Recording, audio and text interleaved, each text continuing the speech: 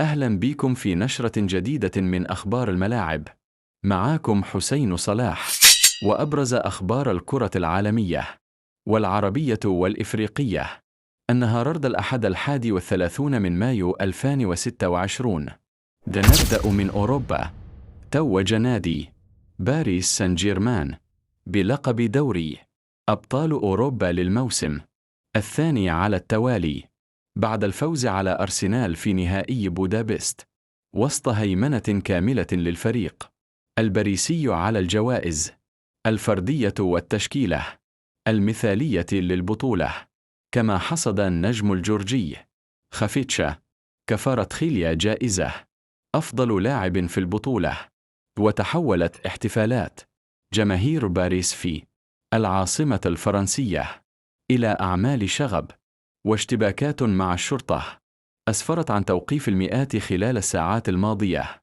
وفي إنجلترا تستمر التكهنات حول مستقبل ليفربول بعد الأنباء المتداولة عن تغييرات فنية محتملة داخل النادي، بينما يتصدر الإسباني أندوني إيرلا قائمة الأسماء المرشحة للمستقبل.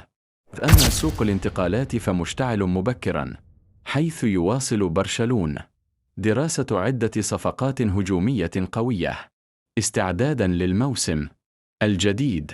وسط تقرير تربطه بالمهاجم الأرجنتيني جوليان ألفاريز. نروح للكرة الإفريقية. أعلن منتخب المغرب قائمته النهائية لكأس العالم 2026، وشهدت القائمة تواجد المدافع نايف أكرد رغم إصابته، بينما غاب المهاجم يوسف النصيري بشكل مفاجئ. ويواصل منتخب المغرب استعداداته للمونديال بقيادة القائد أشرف حكيمي والنجم إبراهيم دياز، أملاً في تكرار الإنجاز التاريخي. كما أعلن المدير الفني لمنتخب الجزائر فلاديمير بيتوفيتش قائمته النهائية للمونديال بقيادة النجم رياض محرز. الكرة العربية والمصرية. وصلت بعثة منتخب مصر إلى الولايات المتحدة لبدء المعسكر الأخير استعداداً لكأس العالم 2026 تحت قيادة التوأم حسام حسن وإبراهيم حسن. وما زالت أزمة النجم المصري عمر مرموش مستمرة بعد تأخر انضمامه للبعثة بسبب بعض الإجراءات الخاصة بالسفر، على أن يلتحق بالمعسكر خلال الأيام المقبلة.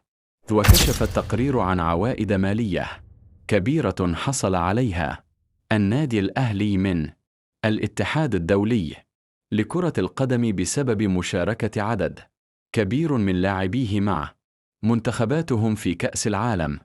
وفي الزمالك تواصل الإدارة محاولاتها لحل أزمة القيد وتسوية الملفات المالية العالقة من أجل الحصول على الرخصة الإفريقية للموسم المقبل.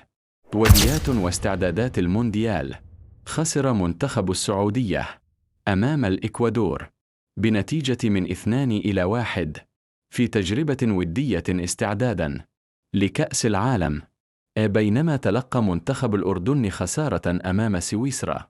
فيما تواصل المنتخبات الكبرى خوض مباريات ودية قوية قبل انطلاق البطولة، ويستعد منتخب البرازيل لخوض مواجهة ودية قبل اللقاء المرتقب أمام منتخب مصر يوم 6 من يونيو المقبل. كانت معاكم نشرة أخبار الملاعب النهاردة. لو عجبكم الفيديو ما تنسوش اللايك والاشتراك، واكتبوا في التعليقات مين تتوقع يفوز بكأس العالم 2026.